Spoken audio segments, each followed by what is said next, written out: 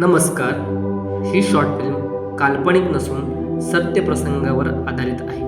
जो प्रसंग काही दिवसापूर्वी माझ्यासोबत घडला. त्या प्रसंगातून मला जी समज आली ती समज मी तुमच्यासमोर एक छोट्याशा व्हिडिओ क्लिपद्वारे मांडण्याचा प्रयत्न केला आहे. काही चुकल्यास क्षमा असावी.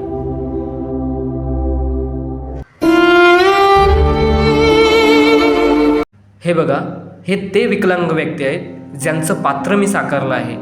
आणि ते विकलांग व्यक्ती घरी जाण्यासाठी रिक्षावाल्यांकडे लिफ्ट मागत आहेत, पण कोणीच त्यांना लिफ्ट देत नव्हतं.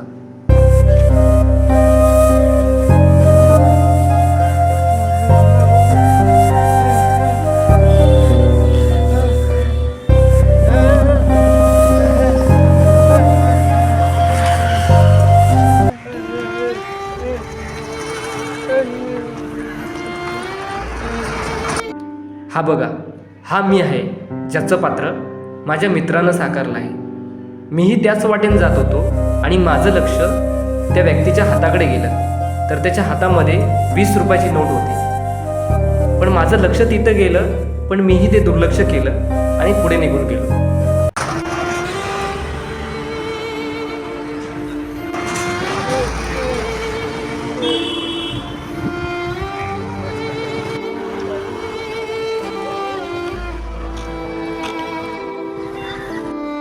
मी थोडासा पुढे जाऊन विचार करून मागे वळून पाहिलं तर मला असं जाणवलं की त्याला मदतीची गरज आहे. म्हणून मग मी त्याच्या जवळ जाऊन त्याला विचारलं,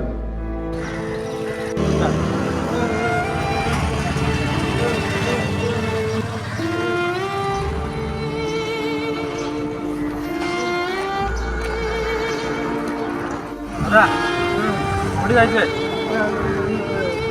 पडा आगे ना. ठीक आहे, चला थोडं.